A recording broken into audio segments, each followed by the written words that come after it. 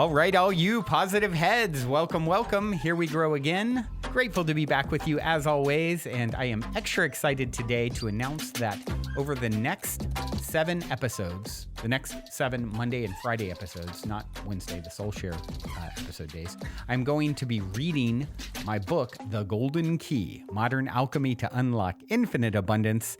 And for those of you who aren't aware of the book, it is my 25 years of deep exploration, everything we talk about on the show, sort of condensed into, just over 3 hours to listen to, 100 pages to read, and my, what I see as the keys to alchemize and unlock infinite abundance in our life. And in an effort to do that for myself, as I was, setting out to, here we are, a fresh year. It's always an opportunity to reevaluate things. It's the beginning of 2022. And one of the things that occurred to me is, well, one, not only have I not read The Golden Key on Positive Head yet, but I haven't actually, for those of you who have read it or will hear me reading it here in the coming episodes, I haven't done the game fully. Honest moment, transparent moment. I haven't done the game with the universe, the ritual action plan at the end of the book. I mean, I've done all of the exercises many, many times, but I haven't done them consecutively for 88 days like I suggest doing at the end of the book. So in an effort to be more mindful in the new year and, walk the talk even more fully, I thought, you know what, now's the time. Let's read the book. Let's invite the listeners who haven't heard the book, of course, to hear it, and then join me in the Golden Game Keymasters private Facebook group. I'd like to invite everyone participating, listening to this audiobook to join for free. And then at the end of completing the book, which I will synchronistically finish on January 28th, 2022, 1 year to the day since I released the book, which was January 28th, 2021. So I want to invite everyone between now and then to join the Facebook group. And you can find the link in these show notes and all the show notes for the upcoming parts of the book over the 7 episodes. And just join up, and then I'll let everyone in on the 28th, and then we can proceed to participate in this ritual action plan that I put together, and hold each other accountable, and inspire each other, and share our own types of abundance that we're looking to call in, and any sort of inspirational things that have happened. And as you'll see, the over the 88 days, the different techniques and things that I share in the book, they're pretty easy, and it's literally a few minutes commitment a day. But over that time period, 88 days is not a short time period. So I want to do it together. Invite you guys to, let's all be a part of it and support one another. If you're hearing this and it's episode 3 or part 3, you can always go back and listen. You'll see, I'll label them each one, part 1, part 2, part 3, 7 total. Or you can go to goldenkey.gift, GIFT, use the code positivehead and get the audio and or ebook for free there as well with that code. And then you can listen at your own pace. But hope to have a lot of you join in the Facebook group, and let's just support each other in calling in the maximum amount of abundance, unlocking the infinite abundance that is our birthright. I am infinite abundance. I am that which I seek, and so are you. Hope you guys enjoy part 2 of The Golden Key, Modern Alchemy to Unlock Infinite Abundance.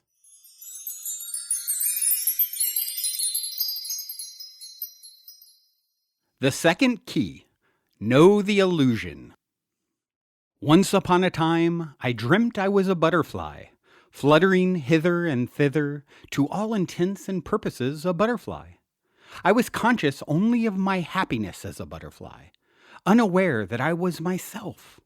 Soon I awaked, and there I was, veritably myself again. Now, I don't know whether I was then a man dreaming I was a butterfly, or whether I am now a butterfly dreaming I am a man. Zhuangzi, 4th century BC Chinese philosopher. For the second key, know the illusion, I'm going to lay a bit more scientific groundwork before we ascend with the future keys into other more esoteric, non physical, or spiritual realms, which I believe to be the source of the stream from which all abundance flows. Important to note, when I use the word spiritual, I'm not talking about organized religion per se, as most religions typically point to some supreme power external from oneself. I am referring to your own infinite power that exists within your consciousness, outside of time and space, which, as you're about to see, are illusory. Famed astrophysicist Carl Sagan alluded to the fact that science and spirituality are actually two sides of the same coin when he said, "Science is not only compatible with spirituality, it is a profound source of spirituality." So, what does science show us about the ultimate nature of reality? Albert Einstein was famously quoted as saying, "Reality is merely an illusion, albeit a very persistent one." According to Webster's dictionary, an illusion is perception of something objectively existing in such a way as to cause misinterpretation of its actual nature. The ancient Vedic and Hindu teachings refer to our physical reality as Maya, an ancient Sanskrit word that translates to illusion. Maya is essentially interpreted as the illusion that makes the world appear as a duality, as opposed to allowing us to perceive the truth of the universe, that all is one. In fact, the word universe, or universe, can be interpreted to mean one song. Could these ancient teachings be correct in implying that most of humankind has been flying blind for all of these centuries? Could this dualistic lens that humankind has been primarily perceiving reality through be the root cause that has unnecessarily led to war, starvation, poverty, and suffering for billions of people throughout history by convincing us that we are separate from all that we perceive and therefore lacking? Did the 13th century mystic poet Rumi actually have it right when he proclaimed, "You are not a drop in the ocean, you are the entire ocean in a drop"? If we are indeed as vast and abundant as the entire forest, and not just a single struggling sapling, perhaps health, happiness, money, and all forms of abundance actually do grow on trees. Let's shake them a bit more and see if we can get some golden leaves to fall upon our path. Touch me if you can. As we previously discussed, our bodies are 99% space. And to take you even further down the rabbit hole of weirdness, did you know that you never actually touch anything? When we are supposedly touching something, what is actually occurring is that as the atoms in our hands approach the atoms of whatever we are seeking to touch, and just prior to us making real contact, atomic forces stop us from doing so. What we are really feeling when we think we are touching something is the mutual atomic repulsion between our hand and the other object from a very small distance. So what this means is nothing ever truly touches anything. Second-hand information. Okay, so we never touch anything, but we can at least count on the consistency of our reliable clocks, right? Well, let me ask you this very serious question. Why should you never believe a clock? Because it's usually second-hand information. Get it? Second-hand, like the hand of a clock? Okay, corny jokes aside, this bad dad joke actually contains some dad-level wisdom. Einstein gave us a peek into the illusory nature of time with the twin paradox. The twin paradox states that if you separated my mom and her twin brother at birth and sent my mom into outer space at light speed, then brought her back a year later, she would be 1 year old. Meanwhile, her twin brother that was left behind on Earth would now be talking in complete sentences. This demonstrates to us that time is actually dynamic, as opposed to static, as most of us have always believed. In actuality, time is malleable and does not always tick away in a predictable manner. The Sims are alive.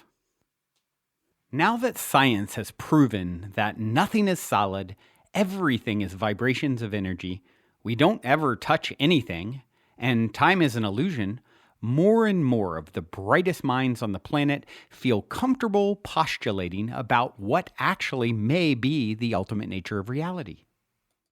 And a growing number have started to step forward, such as astrophysicist Neil deGrasse Tyson, to suggest that there is a high likelihood we are living in a simulation. So, what exactly is a simulation?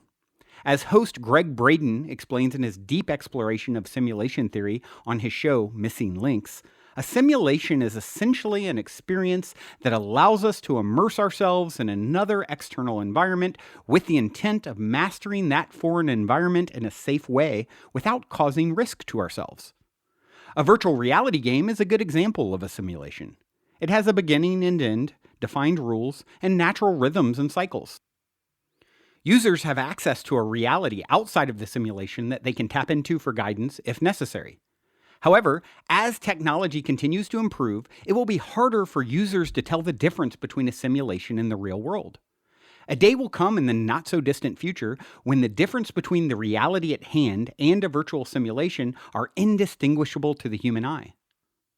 Director of the Future of Humanity Institute at the University of Oxford, Nick Bostrom, brought the topic of simulated reality to the scientific forefront in 2003 when he published the paper, Are You Living in a Computer Simulation?, where he proposed a trilemma that he calls simulation argument. In his paper, he doesn't directly argue that we live in a simulation. He lets us deduce that for ourselves after examining and putting to the test the only potential outcomes of a developing civilization. He argues that one of three outcomes is inevitable for any civilization. 1. A species becomes extinct before becoming post-human, which essentially means a species that has solved all the major problems that threaten their ultimate survival. 2. A species becomes post-human, but opts to only utilize low technology. 3. A species becomes post-human and continues to develop higher technology. He asserts that a post-human civilization that continues to develop higher technology would have incredible computing power, powerful enough to run high-resolution simulations, which he referred to as ancestor simulations.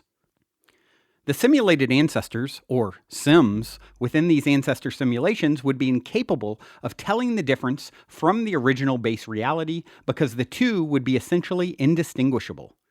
And because any one ancestor simulation could have countless sims within it, even if a small percentage of original ancestors from the base reality were to run these simulations, the number of sims would be far greater than the total number of original ancestors. Now, this is where it gets really interesting. Bostrom used an algorithm to determine which of the three scenarios is most probable, and he found the third to be the most likely. As eccentric entrepreneur and futurist Elon Musk puts it, if this were indeed the case, then since there would be billions of computers or gaming consoles in a high-technology post-human society, the odds we are in a base-level reality as opposed to a simulation are only 1 in billions. So what's the point? If you consider a jet pilot in training, the point of using a simulator is for the trainee to master the necessary flying skills in a safe environment so that they can use those skills in a future environment when the stakes are much higher. So could it be that we are currently in a simulation to develop certain skills we will need for future incarnations, or for when we get back to the quote-unquote base reality from which we originally departed when we were born on planet Earth? If it is all just a simulation, doesn't it stand to reason that knowing the rules of the game and following them is the path to lead to more abundance? When you learn the patterns and rules of a video game and diligently follow them, you achieve higher and higher scores, ultimately unlocking more goodies the more you play. I firmly believe that is a situation in which we find ourselves, and the reason most people aren't as abundant as they would like to be is that they are playing the game of life and they don't really know the rules. They simply haven't found the keys to unlock the next level of their lives, and as a result are oftentimes running in circles on the same old level. I think the characters on the G.I. Joe Saturday morning cartoon I watched as a kid had it right at the end of each episode when they said, "Knowing is half the battle." And now that you know the illusion, you have a key that brings you one step closer to unlocking infinite abundance. The third key, focus your flow. Where attention goes, energy flows. James Redfield. Whatever you do, don't look at the wall. When they train race car drivers, this is one of the most important things they teach them not to do when speeding around the track at 200 miles per hour. Can you guess why? Because you will hit the wall if you focus on it. World champion race car driver Mario Andretti, who is one of only 2 drivers ever to have accumulated an abundance of trophies across different styles of racing by winning in Formula One, IndyCar, World Sports Car Championship, and NASCAR, understood this concept well. He has stated that his number 1 tip to be successful as a race car driver is, don't look at the wall. Your car goes where your eyes go. My father put it more simply when I was a teenager heading out on one of my first long road trips when he said, "Keep it on the road, son." It seems simple and obvious that we would pay attention to where we want to go, not where we don't. However, if we examine our inner dialogue as well as our actions, it is shocking to see how often we focus on the walls we don't want to hit in our lives. Lipton's Believe It or Not. Many in our society continue to subscribe to widely accepted but outdated cultural narratives. For example, many people's understanding regarding something as foundational and fundamental as their own genetics is actually inaccurate. Most of us were taught that we are born with certain genes based on the DNA given to us by our parents, and that these genes provide us with a rock-solid blueprint for how we look, how smart we are, and essentially what we are capable of in life. We've been led to believe that genes don't change and that they are static. For better or for worse, we are stuck with whatever we were born with. If our father had cancer, we have a good chance of getting it ourselves. If our grandparents both died of heart failure, we are a likely candidate to go the same way. On the other end of the spectrum, we often praise those we deemed as having quote-unquote good genes too. There actually used to be a repository for germinal choice, aka fancy sperm bank, that only accepted samples from Nobel Prize winners and other supposed genetic superstars. I was actually waiting for a call from the founder for many years before I finally gave up. I never could quite figure out why I didn't hear from him. Puzzling, right? Seriously though, we essentially tell a story of genetic fatalism in our society. Some of us lose the genetic lottery and some of us win. Many of us have subscribed to this deterministic assumption as an absolute truth affecting both our behavior and thoughts as a result. The rapidly growing field of epigenetics, which literally means above genetic, has disrupted our traditional understanding of genetic control. One of my favorite past guests that I've interviewed on the Positive Head podcast is Dr. Bruce Lipton, a former professor and research scientist from Stanford and the University of Wisconsin School of Medicine, who has helped lead the charge in the field of epigenetics. In his groundbreaking book, The Biology of Belief, he shares his decades-long journey researching epigenetics. In his book, he defines epigenetics as the science of how environmental signals select, modify, and regulate gene activity. This new awareness reveals that our genes are constantly being remodeled in response to life experiences, which again emphasizes that our perception of life shape our biology. Well-known author and thought leader Deepak Chopra put it like this: in the original model, the effects of our genes were considered to be fixed and unchanging, controlling every aspect of our physical makeup, behavior, and susceptibility to disease. Not just eye color, height, and other physical characteristics were predetermined by inherited genes, but perhaps all kinds of behaviors, from criminality to belief in God. The new model, however, portrays a more fluid, dynamic genome that responds quickly, even instantly, to all that we experience, including how you think, feel, speak, and act. Every day brings new evidence that the mind-body connection reaches right down to the activities of our genes. Regardless of the nature of the genes we inherit from our parents, dynamic change at this level allows us almost unlimited influence on our fate.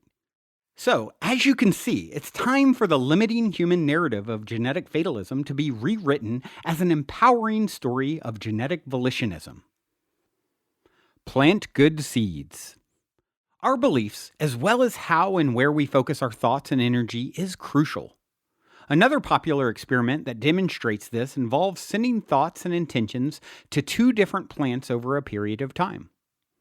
In 2018, the furniture giant IKEA conducted this experiment very publicly for the Bully a Plant experiment in support of Anti-Bullying Day, which involved students at a school in the United Arab Emirates. During the experiment, two essentially identical plants were kept under separate controlled enclosures and received the same amount of nutrition, water, and light over a 30-day time period. The students at the school were then encouraged to send words of praise to one plant and send insults to the other, via recordings they made that were then transmitted to speakers rigged inside each separate enclosure. After the 30 days was up, the difference between the two plants was dramatic. The plant that received good vibes and compliments was thriving and looked extremely healthy, while its insult-riddled counterpart was very droopy and had wilty, discolored leaves. If focusing our powerful thoughts and intentions on a simple plant can have such extreme effects, imagine the effect of focusing our thoughts and intentions on ourselves or on our fellow humans. I stopped fighting the law and I won. Most of us have at least heard about the law of attraction. It essentially states that what we give energy to, whether in thought or deed, we attract into our reality.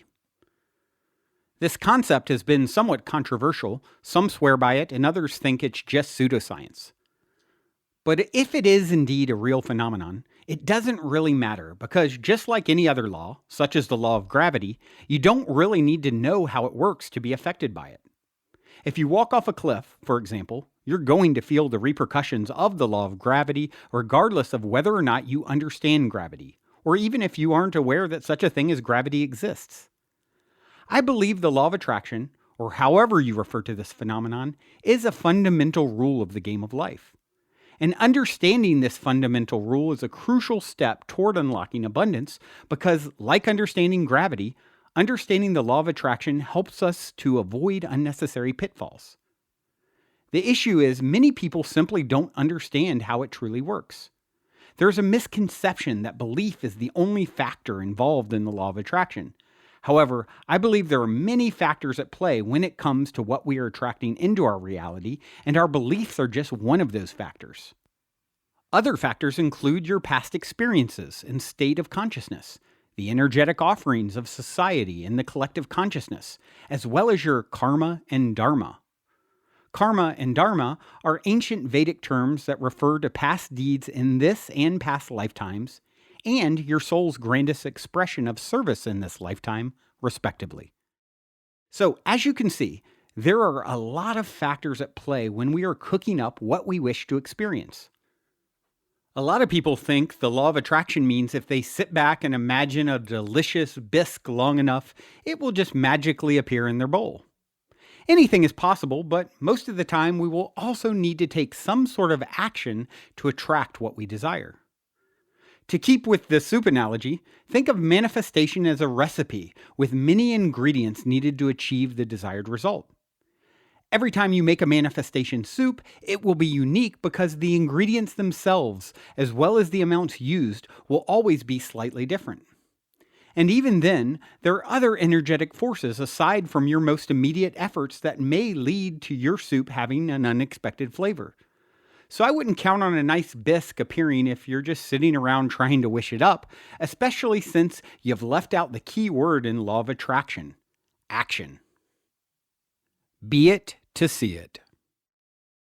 Statistics shockingly show that a significant proportion of all medical healings, including surgery, are the result of the placebo effect. Research has revealed that many people that never actually undergo surgery still display improvements if they believe that the surgery occurred. What this demonstrates is that belief and faith are always crucial ingredients to consider. Augustine of Hippo understood the importance of faith in the process of manifesting our desires over 2,000 years ago when he said, "Faith is to believe what you do not see. The reward for this faith is to see what you believe." I like to say, be it to see it. Neil Donald Walsh explains it simply in the Conversations with God book series, which describes how most people live by the formula of do, have, be, meaning they do something like work in order to have something like money, so that they might be something like happy. The problem with that approach is that as the creator of your experiences, manifestation actually works in reverse. The correct formula to implement is actually be, do, have. If you proactively make the decision by choosing to be happy, you will find your world increasingly reflecting your happiness in the things you find yourself doing and ultimately having. Be it to see it. Your primary job is to manage your vibration and swim in the frequency of joy as you inevitably expect the path to be shown to you as to where and what you should do next. Trust and know that the answers are already on their way. It's not if, but when, and once you are shown, you will be in a state to take inspired action. When you are in alignment with your optimal path, it will always feel like it is flowing, not being forced. There will be a sense of excitement of being on the right path. However, whatever action you take, it is imperative that you always do so with a healthy sense of detachment, because rigid, unhealthy expectations are essentially premeditated resentments, and you ain't got time for that. Always remember, if it doesn't come as you envisioned, it's okay.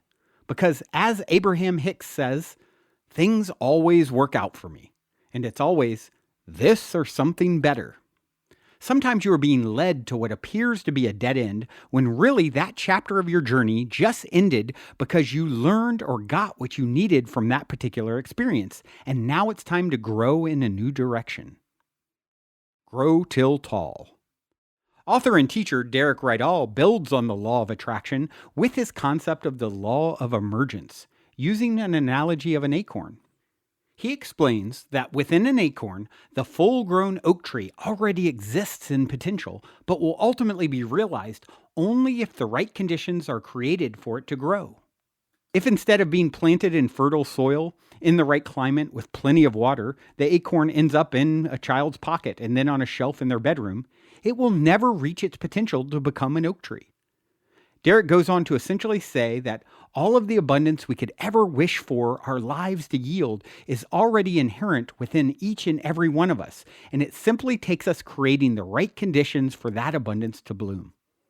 So, from his perspective, we aren't really attracting circumstances and experiences to us per se, as much as allowing the potential that is already inherent within us to emerge by creating the right conditions for it to do so.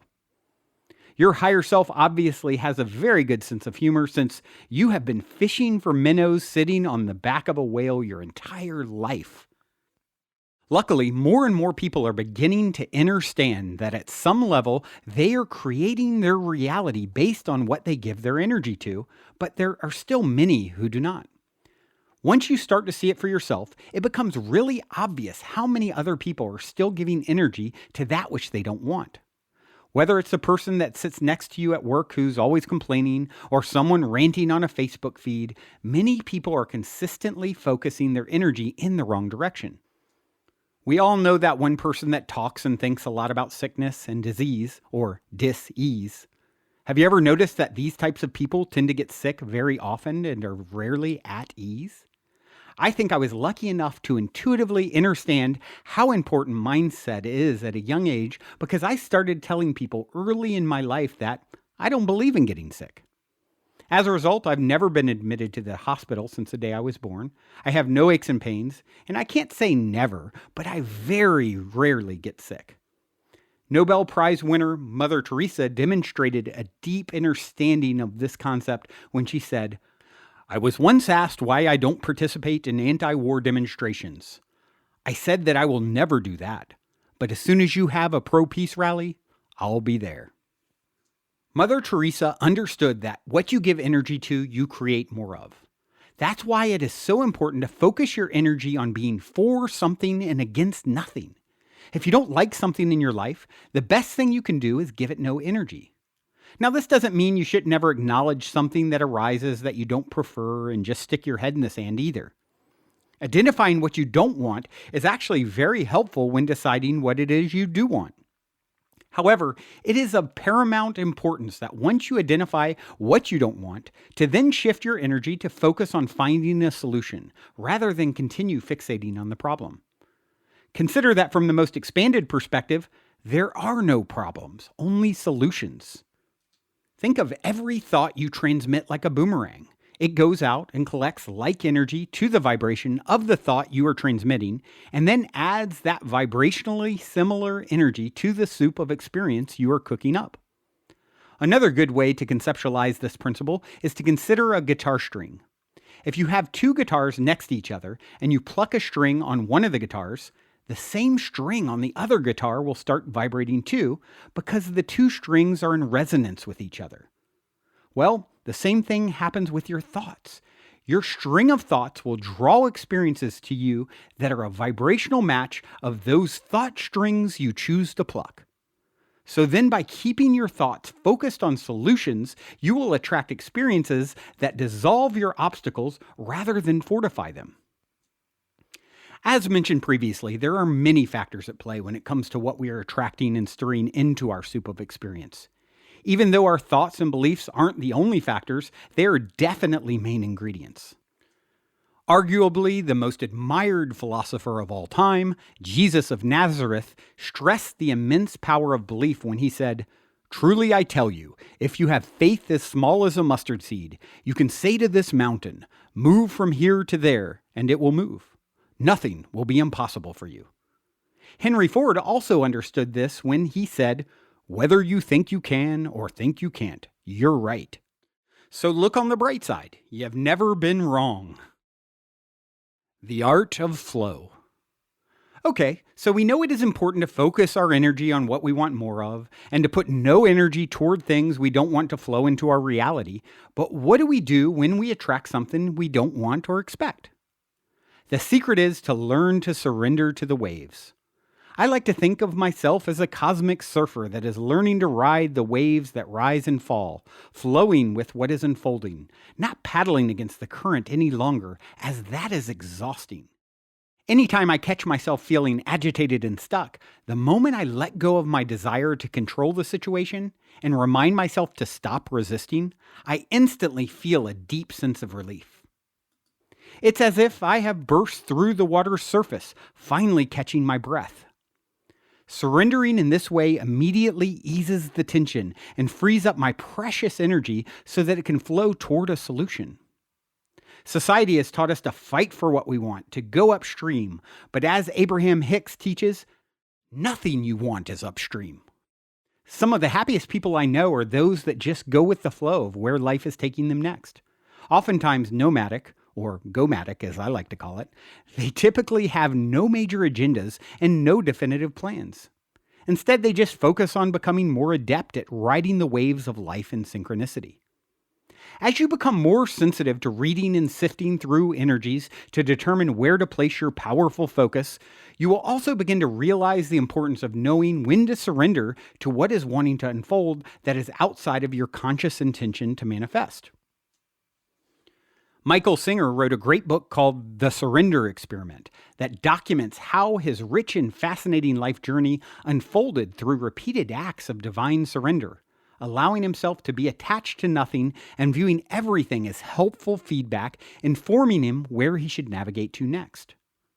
What Singer was tapping into is the art of flow, and being in the flow is a powerful place to be. Learning to flow gracefully is a skill that naturally arises as you become more aligned with who and what you truly are. The art of flow emerges as you learn to balance disciplined thought and action with surrender to every wave that arises. When you fully understand how all these subtle energies and forces come together to create our experiences, you will begin to focus your flow by integrating the understanding that you buy what you pay attention to. And it can truly start to look and feel like you are tapping into magic. The word abracadabra is derived from the Aramaic phrase avra cadabra, which translates to, "I will create as I speak." So when you use your words as your wand, indeed you are spelling. However, as you chase the magical rabbit that pops out of your proverbial hat further down the abundant rabbit hole, there is another important factor to consider more than ever as humanity enters a new phase of evolution: intention. All right, everyone, that concludes today's reading from The Golden Key, Modern Alchemy to Unlock Infinite Abundance. Hope you have enjoyed. Be sure and go to the link in the show notes to join the private Facebook group, the Golden Game Keymasters, where we'll be participating in some abundance manifestation exercises collectively and supporting one another on that journey. And also remember, you can get the book, your own copy of the audio or ebook, at goldenkey.gift using the code POSITIVEHEAD. You'll get the audio or ebook for free. Otherwise, until next time, journey well. Love you so, so much.